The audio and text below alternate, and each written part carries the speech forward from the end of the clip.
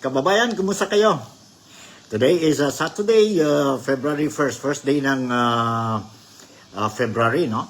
And of course, sana lang po, we will start our month of February in a very, sabihin natin, good mood tayo. And let's hope that this month of the heart, sabi nila, month of the heart mo, will be a very peaceful, loving month para sa ating lahat, especially ang mga Filipinos dyan sa Pilipinas, no? Dito din sa amin sa Kota Kinabalu. Ito po si Nico Fabian once again, inviting you to my program, Nick Talk, The Real Talk with Nico.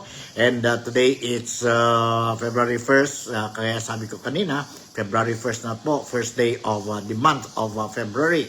And to all my followers dito sa Malaysia, particularly ang Filipino communities dito po sa Sabah is Malaysia, and very specific dito po sa Kota Kinabalu, I would like to say salamat pagi, salamat patang, and salamat malam sa inyong lahat. And of course, good morning, good afternoon, and good evening to our fellow countrymen, not only in the Philippines but also in other parts in the world, no? Mga overseas Filipino workers, and ingat lang po mga senior citizens kagaya ko, and mga super senior citizens kagaya ng ating mga super senior citizens na po who reach the age of 90 over, no? 90 over.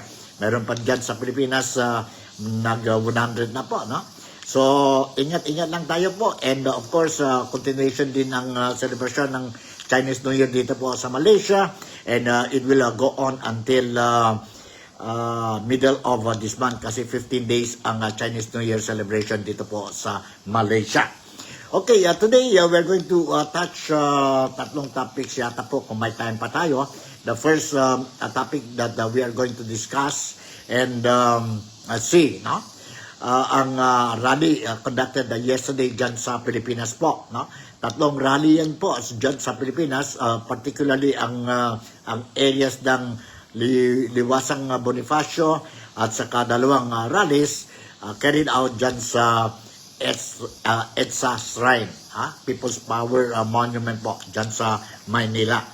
So we will be touching on this thing, and kayo na po bahala, no? To see whether ano kaya ang resulta ng tatlong rallies na carried out yesterday dyan sa Pilipinas. And of course, ang title natin ngayon sa Nick Talk, The Real Talk with Nico is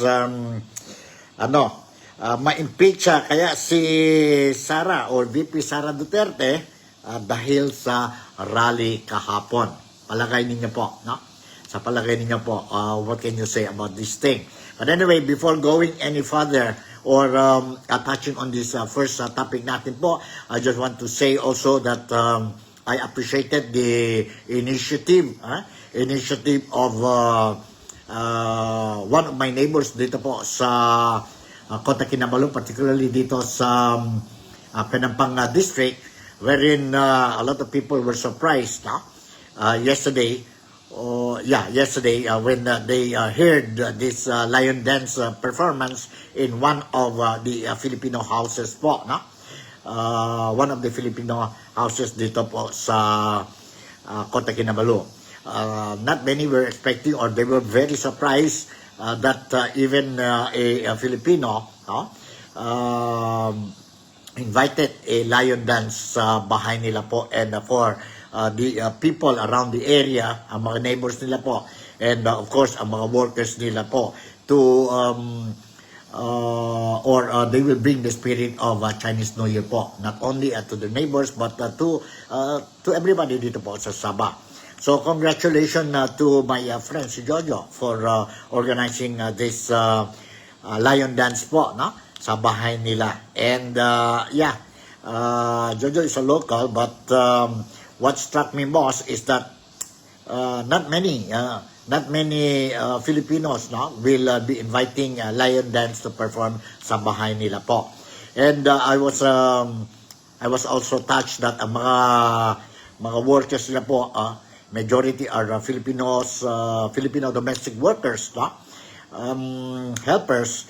They really enjoyed ang sabihin natin ang lion dance performance, and of course some of them or many of them they recorded ang live dance performance, and they go on live sa Facebook, and at the same time they shared ang video clips nila sa mga relatives nila dyan sa Pilipinas. In other words, masking paano po, masking sabihin natin na mahirap ang buhay ng mga overseas Filipino workers dito po, ang mga domestic helpers natin, but in one way or the other, they manage with the help of their big boss or employer. They also managed to took a time out and enjoy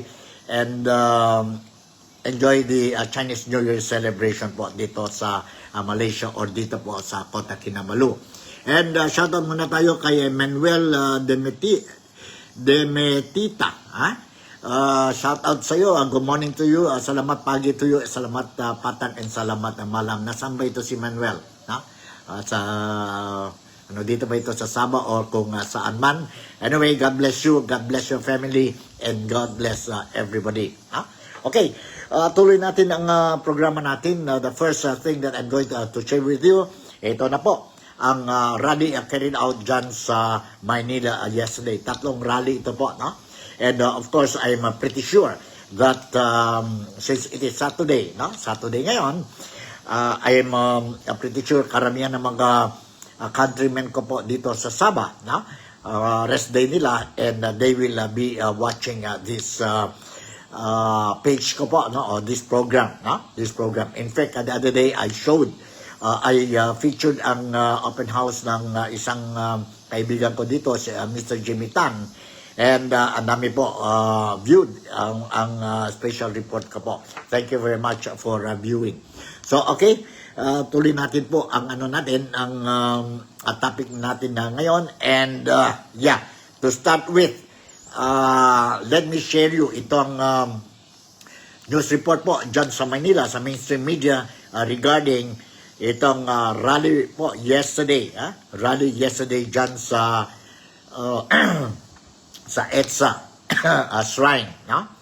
And it's worthwhile also, no? You listen to this news po. Sandali, 3:38. Ang natin is 3:38. Ang dami po. And later on, after I will show you itong footage, then maybe we do some a little bit of comments, no? Comments. Ito po ang news report dyan sa Manila regarding the rally kahapon. Ang impeachment complaint laban kay Vice President Sara Duterte. Hold on, alright. Ito po. Let's listen to this first. Alas 7 pa lang ng umaga ay nagtipon-tipon na ang libu-libong tao sa EDSA People Power Monument. Unang nanawagan ng mga ito kaugnay ng mabagal na pag-aksyon ng House of Representatives sa mga inihaang impeachment complaint laban kay Vice President Sara Duterte. Panawagan ni Tindig Pilipinas Convener Sylvia Claudio, isa sa mga naghain ng impeachment complaint, dapat sumunod ang Kongreso sa konstitusyon at dinggin ang kanilang reklamo. Para sa ating Kongreso at sa inyong mga aksyon-paksyon na mga makapangyarihan sa gobyerno at sa politika, wala ho kaming kinakampihan dito. Meron ho kaming criticism kay Vice President Sara. In fact, we think she should be impeached. And just because we did that doesn't mean we're for anybody else. Meron din ho kaming criticisms to others. Hindi ho kami pipigil.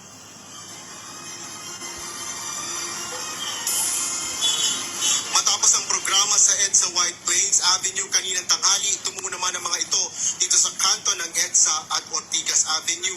Para sa ikalawang yugto ng kanilang programa, bukod sa panawagan ng pagpapaalis sa pwesto kay VP Sara, ay nais rin nilang panagutin ang mga matataas na opisyal ng pamahalaan.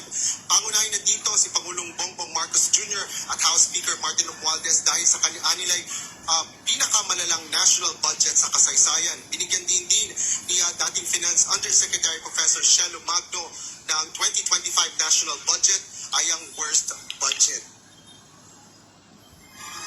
Sa panawagan natin na to, may dalawang major issue ng corruption tayo, no?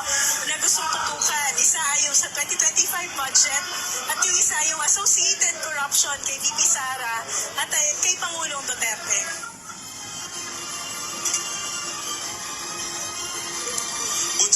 aktibidad ng mga relihista, bahagyang isinara sa trapiko ang ground level ng kanto ng EDSA at Ortigas Avenue. Makadadaan naman sa mga flyover sa lugar, ngunit pinapayuhan na rin ang mga motorista na dumaan na lang sa alternatibong ruta. Ilang traffic law enforcers ang nangangasiwa sa trapiko sa lugar at nakabantay rin ang mga nasa 2,000 kawani ng Philippine National Police. Ito ay upang mapanatili ang kaayusan at kapayapaan kasabay ng isinasagawang kilos protesta. Walang naitalang anumang untoward incident ng Philippine National Police sa isinagawang rally sa iba't ibang lugar sa Metro Manila ngayong araw. Ayon kay PNP Public Information Office Chief Police Colonel Randolph Tuanyo, payapa ang naging pagkilos ng ilang militanteng grupo. Ang magandang balita, nananatiling payapa at tahimik yung ginagawang rally sa EDSA. Katunayan sila po ay halos nasa monumento na po. Ang deployment po natin doon ay sumapat na po 7,949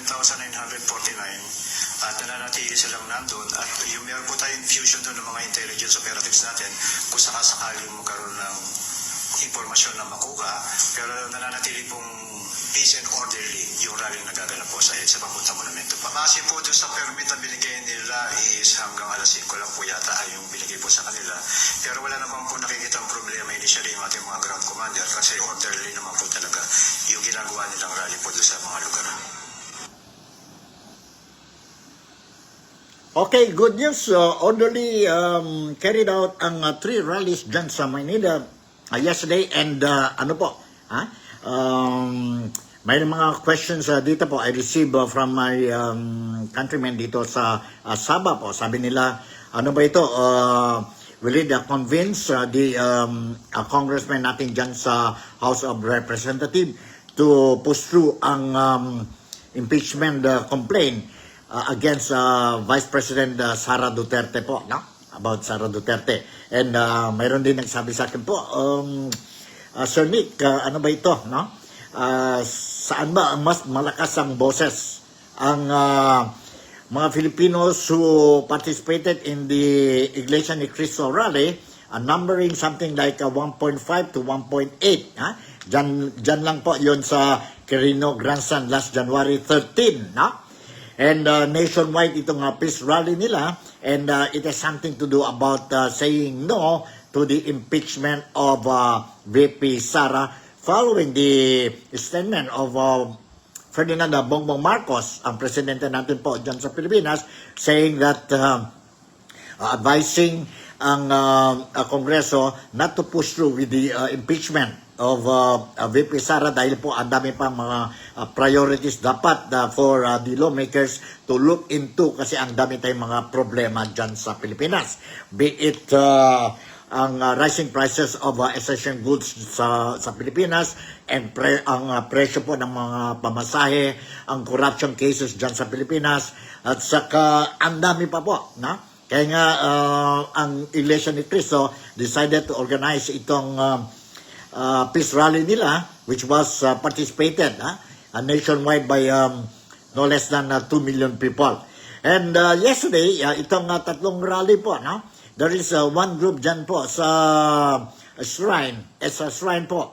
I noticed lahat ng mga speakers nila, they only shout and talk about impeachment of Sara Duterte. No? So sabi ko, ano ba ito? Ang purpose nila was just to call for the impeachment of Sara Duterte. They did not even touch on corruption po. No? Corruption on, or other problems ng Pilipinas. Focus lang sila po. Ang grupo ng Magdalo, no? At saka Makabayan Bloc, they only focus on impeachment. Sabi nila po, matagal na daw po na delay ang complaint nila dyan sa Kongreso and sana lang po they will ang Kongreso daw will push already itong impeachment complaint nila. May panahon pa daw. But on the other hand, karamihan din mga politicians were saying, or mga lawmakers were saying, medyo even the president, si Bongbong Marcos, was even saying that the timing is wrong and wala tayong time dahil po we are coming already sa midterm election which is scheduled on May 12. And at the same time, ang official campaign period po will start already para sa mga senatorial and party list aspirants will already be this month. I don't know, maybe middle of this month. No? So, wala nang time. But dahil itong rally po, they are shouting talaga na i-push through daw yun po. May time pa daw. Pwede ba tayo maghintay na lang tayo dyan po after ang election siguro po, no? Sa 20th Congress po, no? I don't think so sa 19th Congress you can still do the impeachment. But anyway, the way things are moving, no? Depende lang yan po sa, sabihin natin, sa Speaker of the House. Kung gusto talaga niya, then they can fast track it po. Just get the signatures no less than 103 from the lawmakers, and then may shortcut na yun po. But I don't know whether it will happen or not. Medyo malabo na yata po. No? So, okay, I'll show you another clippings regarding because some of the participants dyan sa rally po are religious leaders po, no? Religious leaders. And nandito po some of their comments dyan sa rally kahapon. Dyan sa rally kahapon. Let's listen to this. Sandali, let's listen to this. And we will see. Okay? Medyo mahirapan yata. So, ganun po ang sitwasyon, and I will show you ang video clip po, no? Comments coming from some leaders or speakers dyan po sa rally. Dyan po sa rally. Okay, saan ba ito? 2.6. Ito po. Let's listen to this. Let's listen to this. Sandali. Budgetary allocation.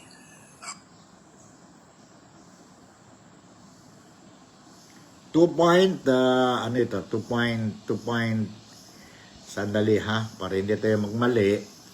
2.36. Ano ba ito? Hindi yata ito Hold on 2.36. Ito po. Let's listen to this report. Dyan sa Maynila po.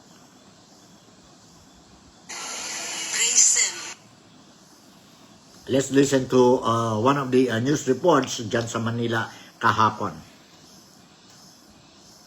Kausap natin ang ilang religious personalities sa rally na ito.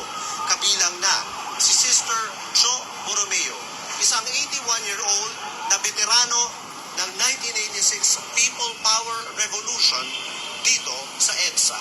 So Sister, bakit kayo nandito ngayon? Well, more than ever, there is a call really for good governance, no? Masyadong brazen ang corruption at the moment, no? So, this mobilization, this movement is sponsored by the clergy, no? Good for good governance. So, pag may mga ganitong kilusan, I feel I have to be around, because it is my way of making a stand. I always stand on the side of truth. And at this time, not to make a stand is to stand on the side of darkness. Makakasama naman natin ang isang social anthropologist, isang evangelical Christian at president ng Institute of Studies in Asian Church and Culture, si Dr. Melba Magay. So, Dr. Magay, bakit po kayo nandito ngayon sa EDSA Shrine? Well, first of all, sobra na at saka tama na. Sa tingin ko, kailangan pumilos ng taong bayan, lalo ng mga churches. Kasi kung meron mang countervailing na institution na kayang lumaban, no? At tapatan ng gobyerno, mga churches yun Kami po ngayon ay patuloy na dumadalangin, tumitindig upang tutulan ang lahat ng ito. Mananagot ang dapat managot. Dalawa yung bishop namin kanina dyan sa center stage kanina, nagsalita. And sa akin, malaking bagay yun dahil ang mga evangelicals, yung mga national Council of Churches ng mga tao, UCCP, palagi silang nandyan. Pero yung evangelical na Protestants, very allergic yan sa politics. So mabuti naman na ang simbahan for the first time, at least yung mga evangelicals, ay willing na mag-alsa. Okay, yan po ang komento by some of the speakers and participants dyan po sa rally sa People's Power Monument sa Quezon City po, no? And yeah, kaya po, what do you think? One of the topics being voiced out dyan po sa tatlong rally po, isa na ngayon na impeachment of VP Sara, impeachment of mga corrupt leaders natin po. Some were shouting about si President Bongbong Marcos dahil sa corruption, and Speaker of the House, si Martin Romualdez, and focus talaga sila po. Some group, a group there was focusing on the impeachment of VP Sara Duterte po. And of course, apart from that, when we talk about corruption, ito mga participants sa rally, no? Realista. Now, they also talk on the discrepancies, ang discontentment nila po dyan sa very hot issue po, ang National Budget 2025, no? 2025. And yan na po. Some people were saying, or it was also reported by the mainstream media, that some 1,000 or 10,000 people participated itong rally po dyan sa Maynila yesterday. No? Yesterday. So others were commenting na saan pa ba ang mas malakas ng boses po. Ang 1.8 million people who participated in the, sabihin natin, peace rally organized by Iglesia ni Cristo last January 13, or itong latest one, January 31st. January 31st, kahapon niya po, and it was participated by one group there. It was participated by roughly around 10,000. Others were saying less than that, no? But anyway, 10,000 or less than that, or even 20,000 is very far from 1.8 or 1.5 million people po, no? 1.5 million people po. Ang 1.5 million people dyan sa Quirino Grandstand, they were only reminding the participants, the public, the entire Filipino community or nation, na they agree that impeachment of Sara Duterte should be hold on muna. Hold on. Hindi naman sinasabi na don't proceed, because it is stated po sa Constitution na we have the right po to impeach any yun mga qualified government officials natin po, no? Like the President, Vice President, the Speaker, and mga commissioners po. It is our right to impeach them kung may probable cause, no? Kung may probable cause. So yun po. So that is exactly what happened, no? Medyo lang tayo po, when I was monitoring yesterday ang rally dyan sa Manila, medyo one thing I noticed is that this time around, ang mainstream media po, no? They really covered the rally, yun na impeachment of VP Sara. But during that time, January 13, prayer rally organized by Iglesia ni Cristo, I noticed po that it's only a Net25, Net25 and SMNI who was so active, aggressive in covering the event po. So ano ba yan?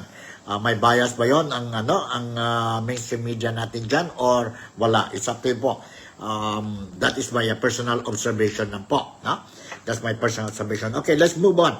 As what I said, we were talking, or they were talking about corruption sa rally kahapon. And this time around, ang topic natin po, we will go to the statement of President Ferdinand Bongbong Marcos Jr. regarding itong petition filed by Representative Isidro Ungap and aspirant to be senator, si Attorney Vic Rodriguez, tungkol sa legality, tungkol sa legality of itong National Budget 2025, ang issue na blank items dyan sa BICAM conference report. No? And ang reaction, ang response ni President Bongbong Marcos when he was asked by the national press dyan sa Manila, sabi niya, he was asked kung mayroon daw Plan B. Plan B ang gobyerno in the event ang Supreme Court will decide against the sabihin natin constitutionality of the national budget. Sabi ni President Bongbong Marcos, sabi niya, we don't have that Plan B or contingency plan in the event the result will be negative on the for the part. And sabi niya, what I'm going to do is, okay, I'm going to shut down the government. Kasi yun man ang gusto ang mga petitioners to destabilize ang gobyerno. So, mayroon din mga reactions, criticism regarding the statement of the President regarding about shutting down the government. Shutting down the government. Negative and positive po, no? But I suppose you already heard and read in mainstream media, sa mga newspapers dyan sa Manila, including sa mga online portal, no? About ang reaksyon ng mga tao, mga Filipinos po tungkol itong issue. So, okay, this time I will want to share with you ang sabihin natin ang statement ni Ferdinand Bongbong Marcos regarding itong statement niya about shutting down the government. Shutting down the government. Brief lang ito po. This was reported yesterday or the day after yesterday when he was or before yesterday when he was asked by the local media ang comments niya regarding itong issue. And nandito po, let's listen to what our President Bongbong Marcos answered when he was asked to react on this issue. Nandito po. Sandali, I don't the Sandali. argument. I've read some of the filing, the complaint. Well, the Solzhen, of course, will be the ones who will argue for the government. And he tells me, Solzhen Maynard tells me that we are on a solid footing in terms of constitutionality. I don't know why they bothered to file that because napakahirap ng kanilang assertion. It clearly doesn't. Well, anyway, it's not for me to make the argument. We'll let the Soldier make the argument before the Supreme Court, and we're very confident that our case is strong. Pero just in case lang, sir, na pumapor, not in favor of the admin in decision ng Supreme Court, meron po ba tayong contingency? No, we shut down everything. I guess that's what they want. They want the government to cease working. So yung matuloy yung kanilang mga destabilization na ginagawa. Ayun po. Yan po, sabi ni Marcos Jr., we shut down everything. We shut down everything. So, ano po? Sa palagay ninyo po. Anong mga reaction ninyo? Anyway, nandito din po ang reaction ni Atty. Vic Rodriguez regarding ang statement ni Bongbong Marcos, President Bongbong Marcos. Let's also listen to this. Para fair tayo po. Wala tayong we are not siding anybody here. And let's listen to the statement of Atty. Vic Rodriguez. Ano ba ito? Anong Q, ano natin dito? 41. Let's listen to this. Hold on, Issue dito ay corruption.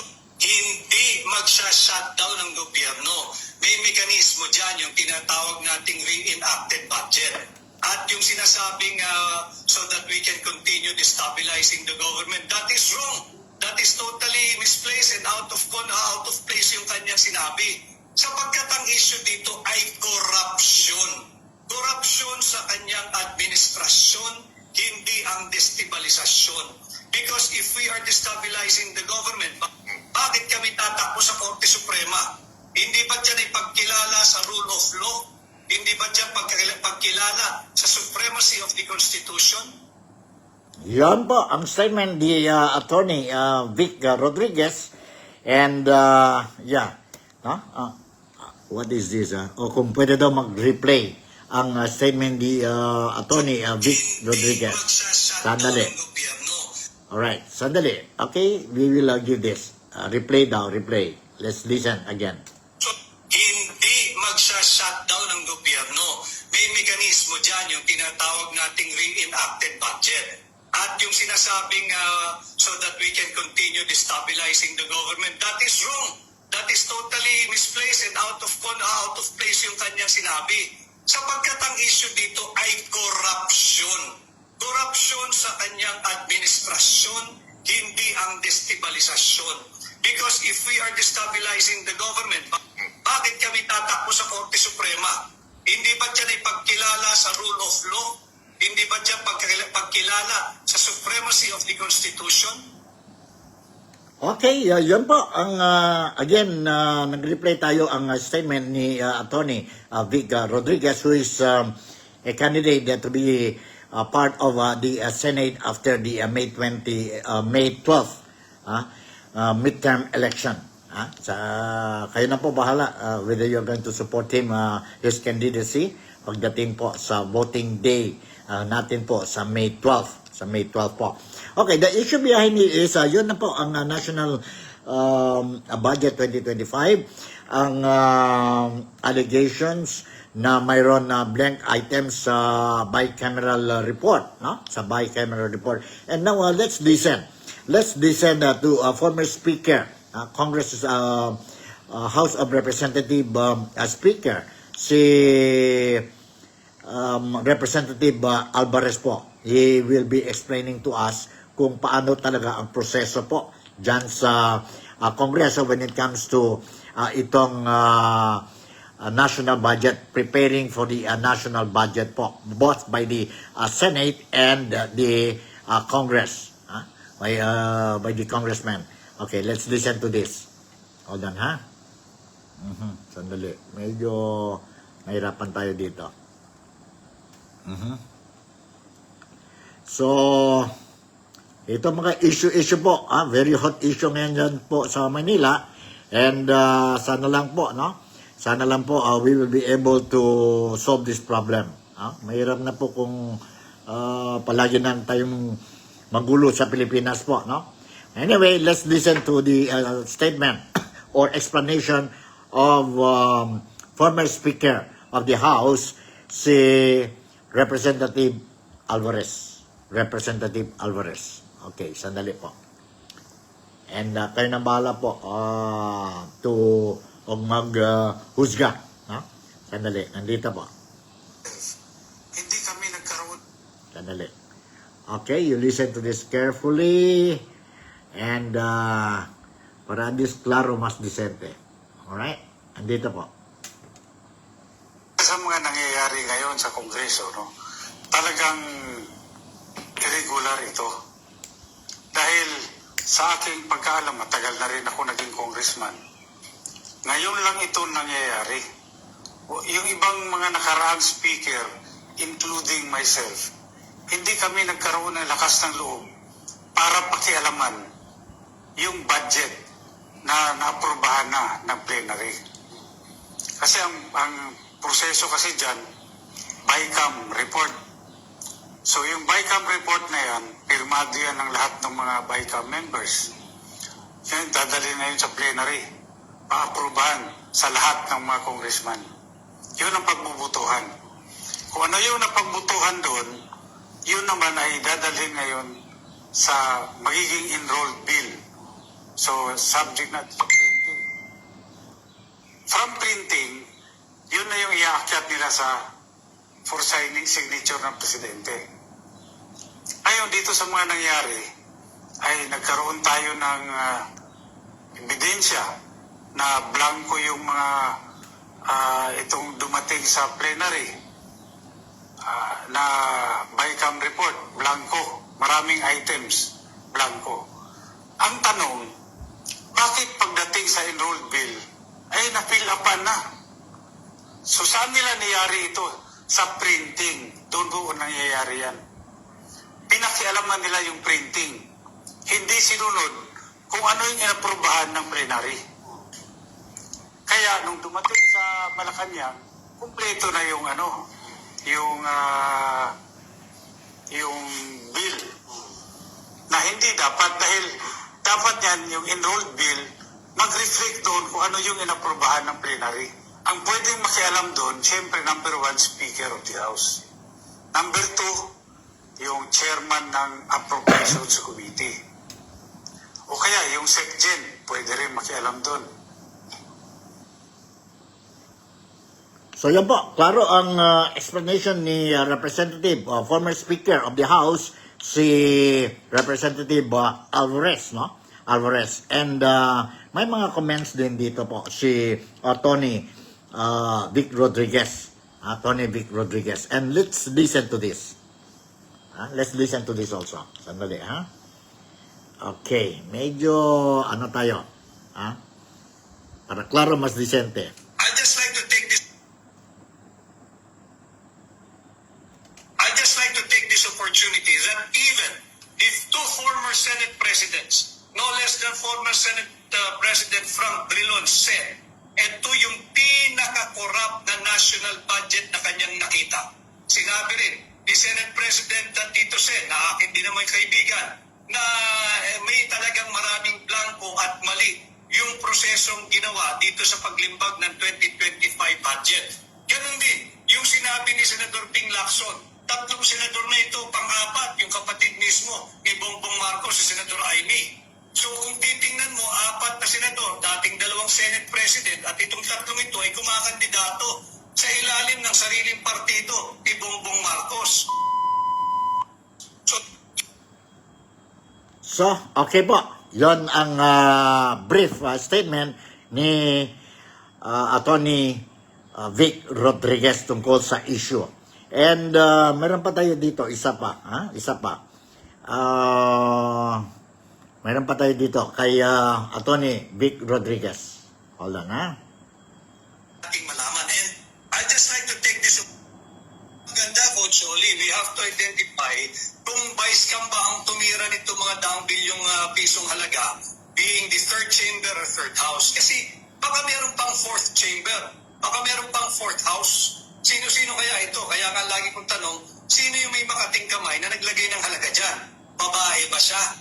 Lalaki ba siya? Tandem ba sila o marami sila? Ito yung dapat nating malaman. And I'd just like to take this opportunity that even if two former Senate presidents, no less than former Senate President Frank Drilon said, ito yung pinaka-corrupt na national budget 2025 daw po. So, okay, ano kaya po, no? Ano mga reaction ninyo po, ang observation, ang comments ninyo po. If you want to share with me, it's fine. And just share it below. And if it is deemed necessary for me to air it also po, if you don't mind, then I will bring that your comments sa programa ko po, no? Sa programa. So, yun po ang sabihin natin, ang latest updates natin po tungkol sa national budget, tungkol sa rally po, no? Tungkol sa rally. Okay, tungkol pala sa rally. Let's listen to ang comments din ni former Chief Justice Carpio, no, regarding itong rally which he also attended, po, no. Sandali, ano ba ito? 256 sana makuha natin ito po, ang statement ni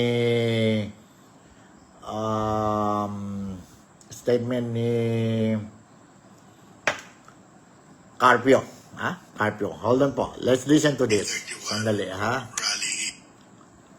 Let's listen to this. Maganda din, Let's listen to this. Hold on. Meaning the January 31 rally here because we believe there are unconstitutional provisions in the 2025 budget. First, the Constitution says that education should be given the highest budgetary allocation. Ang bilang namin, the education is not being given the highest allocation. Sabi ng Malacanang, highest raw, dahil sinama nila yung budget ng TESDA. Ang TESDA naman, ang tinuturo nila, gardening, facial, pedicure, manicure, automotive body repair, driving, hindi naman formal education or ladderized education yan. Ang budget ng TESDA is about 20 billion. Pag tinanggal mo yon, talaga mas malaki yung budget ng DPWH. Yung DPWH naman, dinagdagan ng Congress ng about 189 billion in insertions. Ang ginawa ng Presidente, kunyari, finito niya several items sa DPWH amounting to 26 billion lang.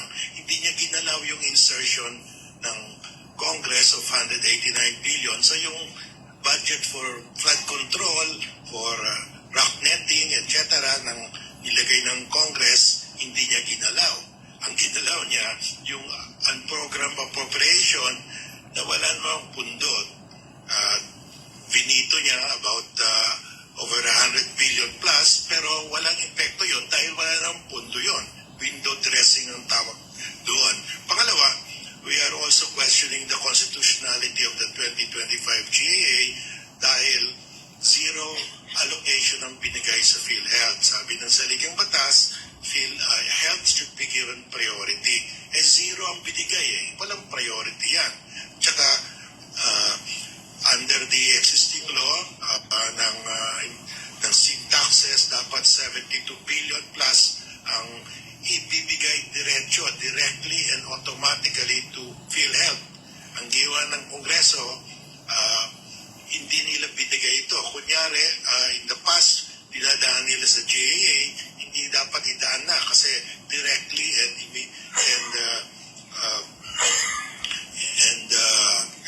immediately ibibigay sa PhilHealth. Pero Congress in the 2025 budget withheld this amount, 72 billion. Kaya naging zero allocation tuloy ang PhilHealth. Yung Congress, hindi nila sinunod ng sariling batas nila. Hello, ako po si Pater Luis Maquel. Yan po ang boses ni former Chief Justice Carpio po regarding ang mga reasoning nila po why they are going against the constitutionality of the 2025 national budget po. No? Klarong-klaro po. He explained to us. No? Klarong-klaro po. So, yeah. Yon ang ano natin. ang issue ng national budget. So this time around, since malapit na talaga ang election, official campaign period, siguro po, let's talk about election na, no? Let's talk about election. Senatorial and party list election is very near, official campaign period nila po. And mayroon tayo dito a news article which I want to share with you, no? I want to share with you. And of course, for your information po, no? At least you should know, you should be informed about ano ba talaga ang latest developments dito po sa election natin. Sa election natin. Hold on, I'm trying to check ang news article ito po, no? You hold on, ang news article. Sandali, saan ba yan? Philippine, hold on, hold on. Medyo, ano tayo? Let's see. Ang news. Sa PhilStar ito po, no? Sa PhilStar. Ang, si Marcos was talking to his party members, party members including their candidates na po, no? For the coming election. And Sandali. Nasaan na yon? Nasaan na yon na istorya ni Marcos, our President Bongbong Marcos. Sandali po, parang nahirapan tayo to find that story, ha? Hold on. Give me 1 or 2 minutes po. 1 or 2 minutes, and then okay, saan na yon? Medyo nahirapan yata tayo dito. Okay? Okay. Saan na yan si Marcos? Saan na kaya yon? Medyo nawala naman yon ng news ni Marcos. Paano yun nangyari? So, election is coming, and of course, everybody is now preparing for the campaign period po, for the national senatorial campaign. Mag-start na yan po sa anytime this month. Specific date, I'm trying to check ang specific date ng campaign period po. Hold on, ha? Saan ba yun? Campaign period. Campaign period.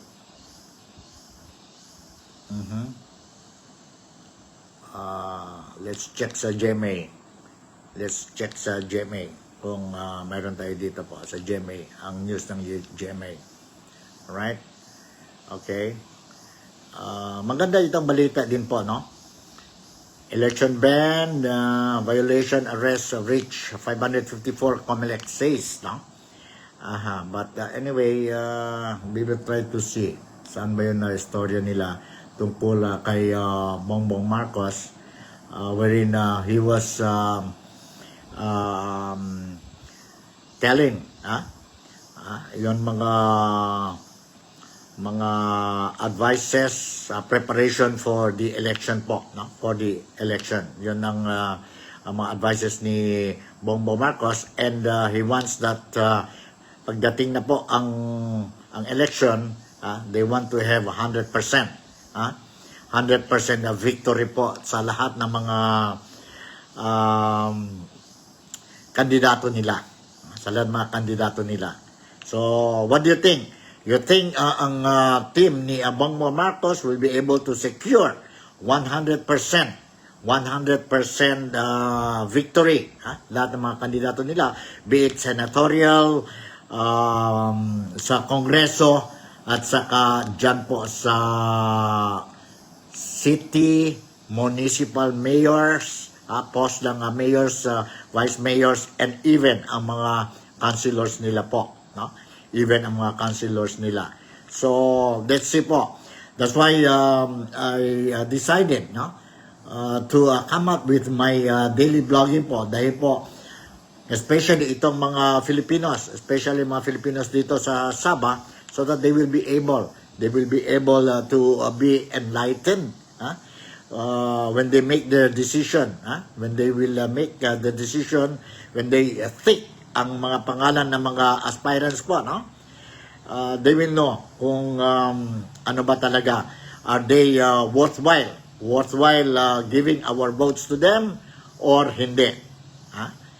Kaya nga I have to make sure that ang mga kaibigan natin dito sa Malaysia, sa Sabah, they will be properly informed on the latest developments po. Latest developments po. Ang political activities dyan sa Pilipinas. In the meantime, medyo nahirapan pa tayo din tayo po. I want to share with you itong video clip din po kay former President Rodrigo Roa Duterte regarding itong, sabihin natin, election appeal of former President Rodrigo Roa Duterte. Nandito po. Let's listen to the appeal of Digong sa mga kandidato sa gobyerno po. Hold on.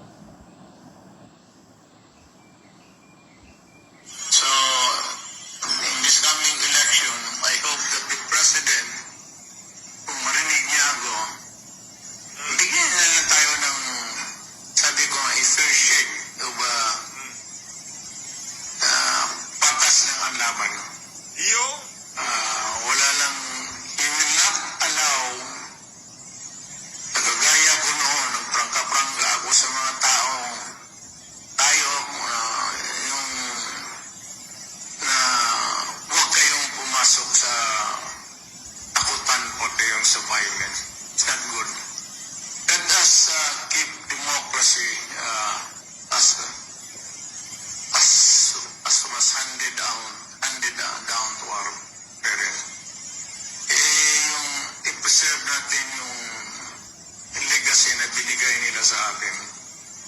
Although in the course of time, it was not really perfect. Pero we'll be able to maintain this kind of environment politically. So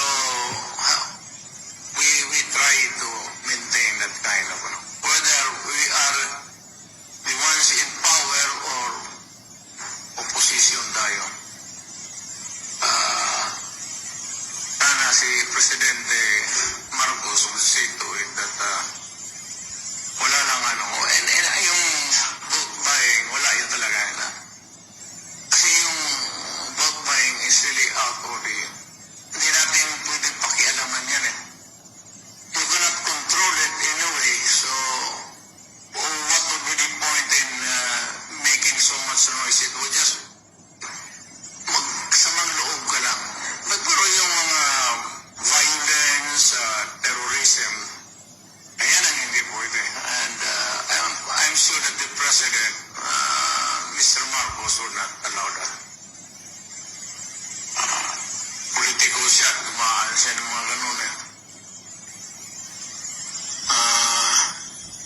So, let us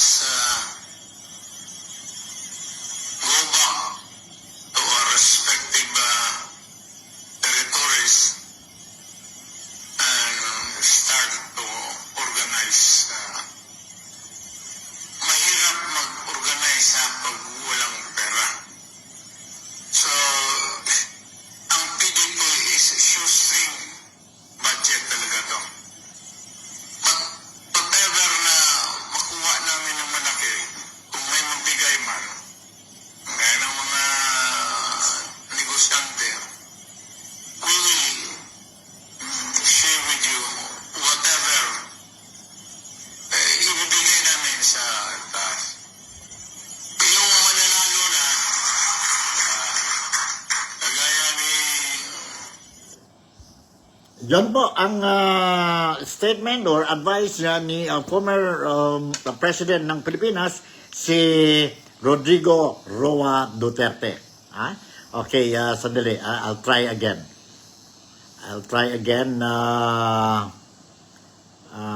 Marcos on LPB.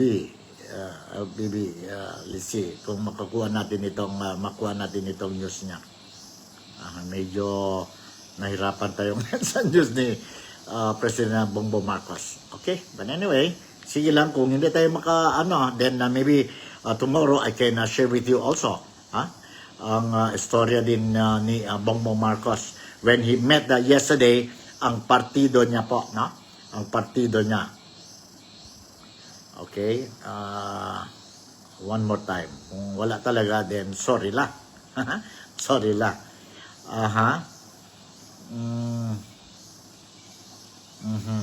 Hold on, baka maano pa tayo, may swerte pa tayo dito. Okay, sandali. Bakit nawala yung storya, Okay, nawala agad. Nawala. Okay, wala po. Sorry. So, anyway, I am going to share with you itong story ni President Bongbong Marcos when he met ang mga party mates niya po yesterday po, no? Yesterday, dyan sa Manila, no? Dyan sa Manila. And, yeah,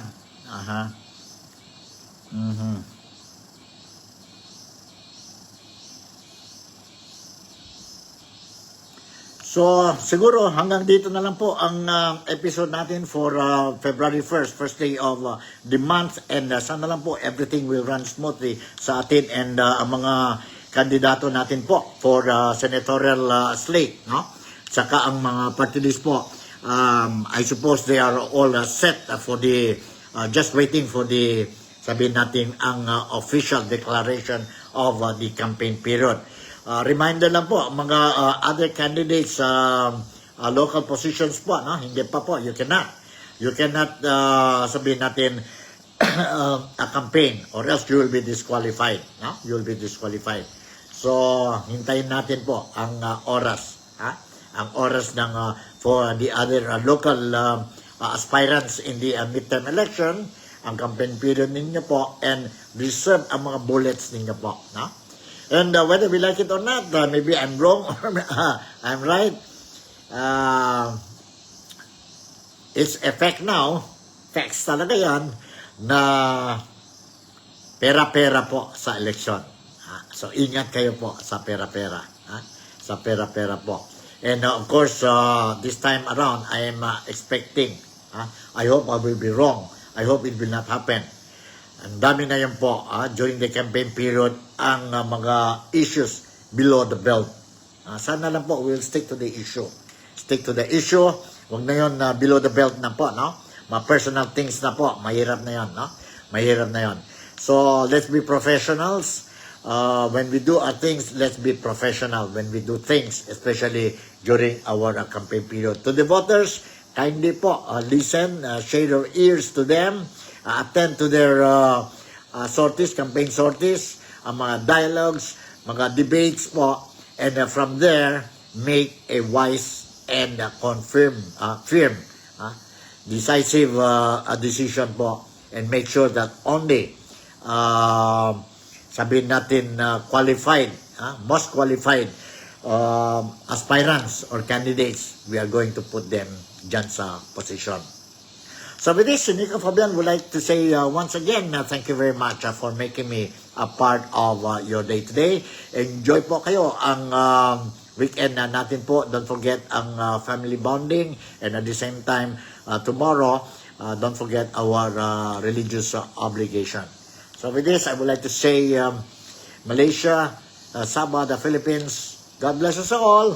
I love you, and see you tomorrow. Bye.